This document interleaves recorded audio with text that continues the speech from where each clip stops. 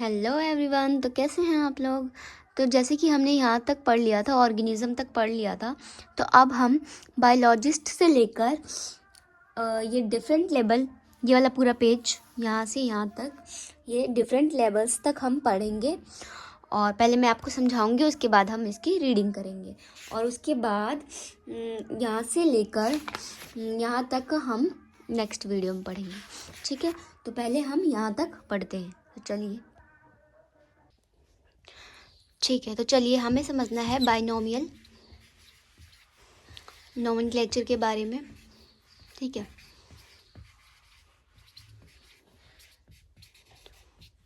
तो binomial nomenclature is given by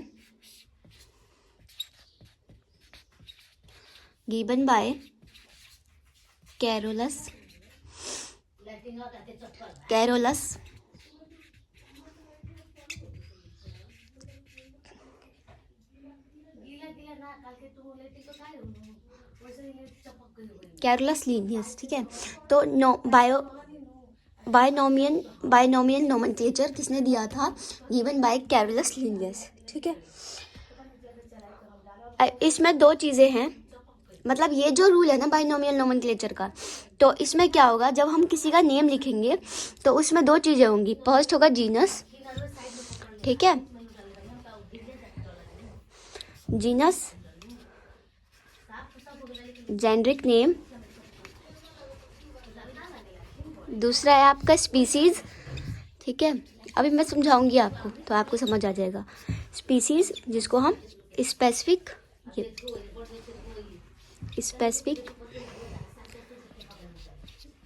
epithet. ठीक है, तो जैसे मैंने लिख दिया मैंगो का साइंटिफिक नेम मैंजीफेरा इंडिका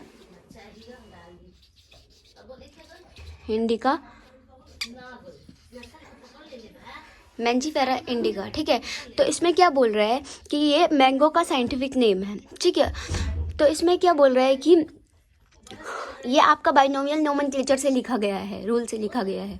तो ये जो फर्स्ट इसका पार्ट है इसको हम जीनस बोलेंगे। ठीक है, जैसा मैंने अभी आपको बताया कि इस रूल से अगर हम लिखते हैं तो फर्स्ट जो हमारा होगा वो जीनस होगा, सेकेंड जो हमारा होगा वो स्पीसीज होगा, और थर्ड पे क्या है, ये ऑथर का नेम है। ठीक है, हमेशा ये लास्ट में ऑथर का नेम आएगा। बाइनोमियल नोमेनक्लेचर में किसने दिया है?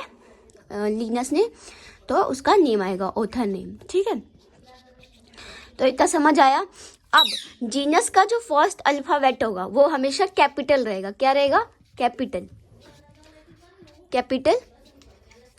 ठीक है, और स्पीसीज का जो फर्स्ट अल्फाबेट रहेगा वो क्या रहेगा? स्मॉल, हमेशा। ठीक है, इसीलिए देखो मैंने कैपिटल लिखा है यहाँ पे और यहाँ पे स्मॉल लिखा है। अब जब हम इसे हाथ से लिखेंगे इस नेम को, तो हम इसे सेपरेटली अंडरलाइन करेंगे। ठीक है, क्या करेंगे? सेपरेटली अंडरलाइन करेंगे। अगर हम इसे प्रिंट करके लिखेंगे तब नहीं अंडरलाइन करेंगे। ठीक है, तो यहाँ पे लिखेंगे सेपरेटली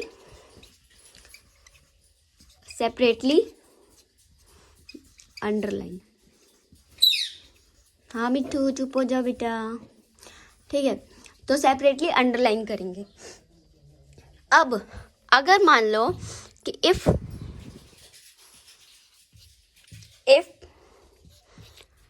प्रिंटेड इट शुड, अभी इसका मतलब मैं आपको समझाती हूँ, फिर आपको समझाएगा। Should be sorry in italic, ये पता नहीं उल्टा क्यों जा रहा है, इटैलिक्स टू शो। बस इतना ही है, उसके बाद ये समझ के उसके बाद हम रीडिंग कर लेंगे। देखो मैं ज़्यादा लॉन्ग वीडियो नहीं बनाना चाहती, क्या आप लोगों के लिए प्रॉब्लम होगी। ठीक है, ज़्यादा लॉन्ग वीडियो रहता है ना, काफ़ी बच्चे देखते नहीं है, डर जाते हैं लॉन्ग वीडियो देखकर। ठीक है, पढ़ने वाले देखते हैं, ऐसा नहीं है। तो इट्स लैटिन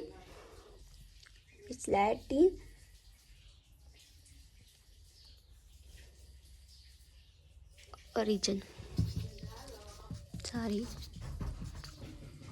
ठीक है, तो देखिए इसमें क्या बोल रहा है, अगर मैं इसे प्रिंट करके लिखूं और ये इटैलिक में लिख जाए, मतलब इटैलिक में हो जाए, तो हमें इसे लैटिन ओरिजिन में शो करना है। क्यों? ठीक है, लैटिन ओरिजिन में इतना, अगर मान लीजिए ये मैंने लिखा प्रिंट करके और ये इटैलिक में लिख गया, तो इसे हम लैटिन में ओरिजिन में शो करना है। ऐसा क्यों है? क्योंकि लैटिन जो है वो हमारा डेड लैंग्वेज है। मतलब अभी डेड लैंग्वेज का क्या मतलब है? ठीक है, डेड लैंग्वेज है। ये पेन क्यों नहीं चल रहा? ठीक है, डेड लैंग्वेज है।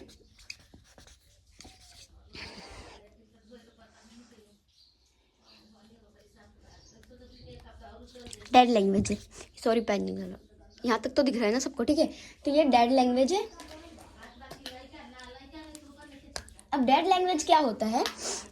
ये ऐसा लैंग्वेज है जो कि क्या करता है, 100 साल बाद भी अगर हम जो लैटिन में लिखा हुआ है उसको देखें तो उसका सेम मतलब निकलेगा जो हमने मतलब अभी निकल रहा है जो मतलब।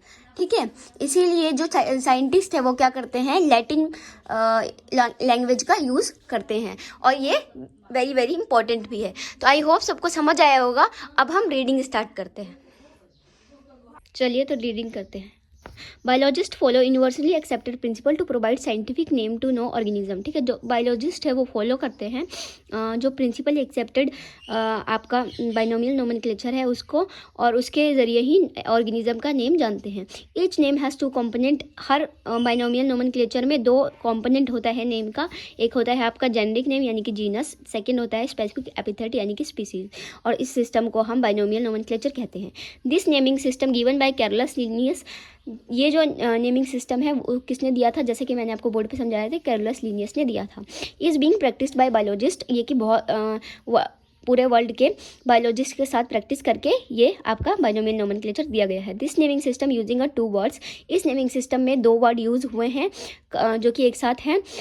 एग्जाम्पल लेते हैं मैंगो का समझने के लिए। तो हम मैंगो का एग्जाम्पल ले रहे थे। The scientific name of mango is written as Mangifera indica. तो जो साइंटिफिक नेम है मैंगो का वो कैसे लिखा गया है? Mangifera indica. लेटस जानते हैं कि बाइनोमियल नेम्स इसको क्यों कहते हैं, कैसे कहते हैं। तो फर्स्ट जो है आपका मैंजीफेरा जो है वो रिप्रेजेंट करता है जीनस, जैसे कि मैंने आपको बताया था। सेकंड इंडिकेट करता है स्पीसीज को, ठीक है, या स्पेसिफिक एपिथेट भी उसे बोल सकते हैं। तो कुछ रूल्स है वो पढ़ लेते हैं बाइनोमियल नोमेनक्लेचर का। फर्स्ट है आपका biological name are generally in Latin. Biological name जो होता है वो लैटिन में होता है ज़्यादातर, मैंने आपको बताया था लैटिन में होता है। And return in italic. अगर हम उसे प्रिंट करके लिखते हैं तो वो इटैलिक में लिख जाता है। दे आर लैटिनाइज्ड, और फिर उसको लैटिनाइज्ड करते हैं क्योंकि ये ज़रूरी है लैटिनाइज करना, क्योंकि लैटिन क्या है? डेड लैंग्वेज है। सेकंड पॉइंट है आपका the first word in a biological name represent the genus. कि जो फर्स्ट वर्ड है बायोलॉजिकल नेम का उसे रिप्रेजेंट करते हैं जीनस की, जैसे मैंने आपको समझाया था। सेकेंड है आपका कंपोनेंट है जिसको डिनोट करते हैं स्पेसिफिक एपिथेट यानी कि स्पीसीज से। बोथ वर्ड अगर हम हाथ से लिख रहे हैं, हैंड रिटन है, तो सेपरेटली अंडरलाइन करेंगे। ठीक है, इटैलिक में प्रिंटेड हो गए तो उसे लैटिन में कन्वर्ट करेंगे। फोर्थ पॉइंट है फर्स्ट वर्ड डिनोट करते हैं जीनस से, जो कि स्टार्ट होता है, जो उसका फर्स्ट अल्फ़ाबेट है जीनस का वो कैपिटल लेटर में स्टार्ट होता है। स्पेसिफिक एपिथेट का जो फर्स्ट अल्फ़ाबेट है वो स्मॉल लेटर होता है। तो ये यहाँ तक मैंने समझाया था। उसके बाद बोल रहा है कि name of the author appear after the specific epithet. Specific मतलब स्पीसीज के बाद नेम ऑफ ऑथर आता है, मतलब ऑथर का नेम आता है, जैसा कि हमने लिखा था। ये यहाँ तक वही बोल रहा है। एग्जाम्पल है मैंजीफेरा इंडिका लीनस, जैसे कि लिखा हुआ है, ये आपका ऑथर का नेम इंडिकेट कर रहा है। ठीक है, इससे ये पता चलता है कि जो ये स्पीसीज है वो लीनस ने बताई है। Since it is nearly impossible to study all living organism. और एक चीज़ और समझाऊँ मैं, मान लीजिए 1000 बच्चे हैं, ठीक है, तो 1000 बच्चे फील्ड में दौड़ रहे हैं।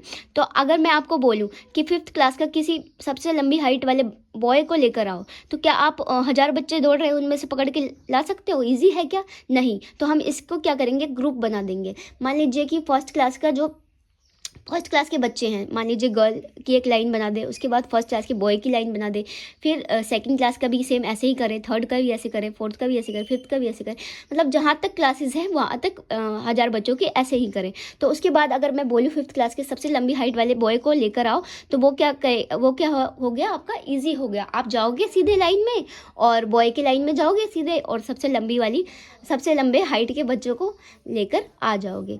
तो ये क्या हुआ, हमने ग्रुप बना दिया मतलब ग्रुप मतलब क्लासिफिकेशन कर दिया, इसी को क्लासिफिकेशन कहेंगे।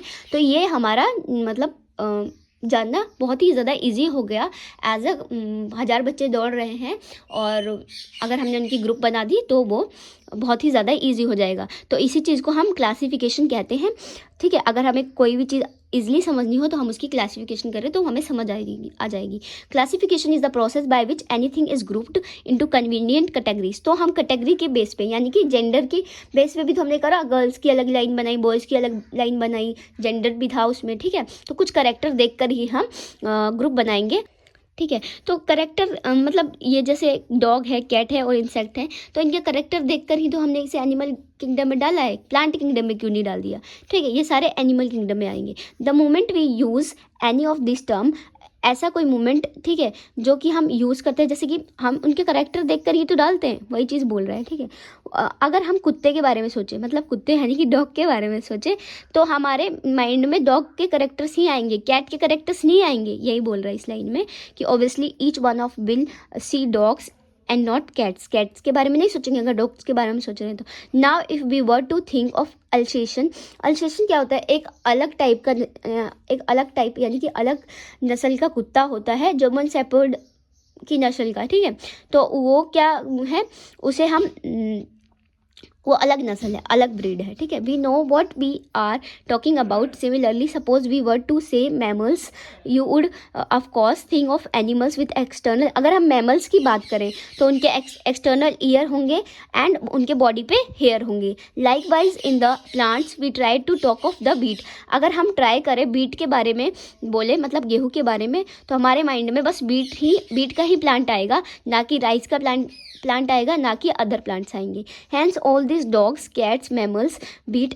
अब इसमें ये बोल रहा है कि जो डॉग्स है, कैट्स है, मैमल्स है, बीट है, राइस है, प्लांट है, एनिमल्स है, ये सारे क्या है, ये कैटेगरीज है जो कि हम स्टडी कर सकते हैं। ये कैटेगरीज ऐसे हैं जिनके जरिए हम ऑर्गेनिज्म की स्टडी कर सकते हैं, ठीक है। और साइंटिफिक टर्म में इन कैटेगरी को टैक्सा कहा गया है, यानी कि इनके करेक्टर को ही टैक्सा कहा गया है, मानो तो, ठीक है। ये अलग अलग करेक्टर है, यानी कि अलग अलग टैक्सा है। Here you must recognise that taxa can indicate category at very different level. तो यहाँ पे आपको समझ आएगा कि जो टैक्सा है वो इंडिकेट करता है अलग अलग कैटेगरी को, मतलब अलग अलग इनके करेक्टर को अलग अलग लेवल पे, ठीक है। ये मैं आपको आगे भी समझाऊंगी, लेकिन यहाँ तक हमें समझना है तो इसीलिए मैं समझा रही हूँ आपको। ऑल्सो फॉर्म अ टैक्सा, ठीक है। इसमें क्या बोल रहा है, हेयर यू मस्ट, ये तो मैंने समझा दिया आपको, ये सारे टैक्सा है। Wheat is also taxa, wheat गेहूँ भी टैक्सा है। Similarly animal, mammals, dogs, all taxa, सब टैक्सा है। But you know that a dog is a mammals and mammals are animals, ठीक है। लेकिन आप जानते हैं कि डॉग हमारे मैमल्स में ही आते हैं एंड मैमल्स क्या है, एनिमल्स किंगडम में आते हैं। Therefore animals, mammals and dogs represent taxa at different level. तो ये आपको समझ आ रहा है कि एनिमल्स, मैमल्स एंड डॉग्स जो है वो रिप्रेजेंट करते हैं टैक्सा से, और ये टैक्सा अलग अलग लेवल के होते हैं। आई होप सबको समझ आया होगा यहाँ तक। अगर समझ आया है तो प्लीज़ मेरे चैनल को सब्सक्राइब करें, लाइक करें एंड कमेंट प्यारा सा ज़रूर करें। Thank you so much everyone, bye bye.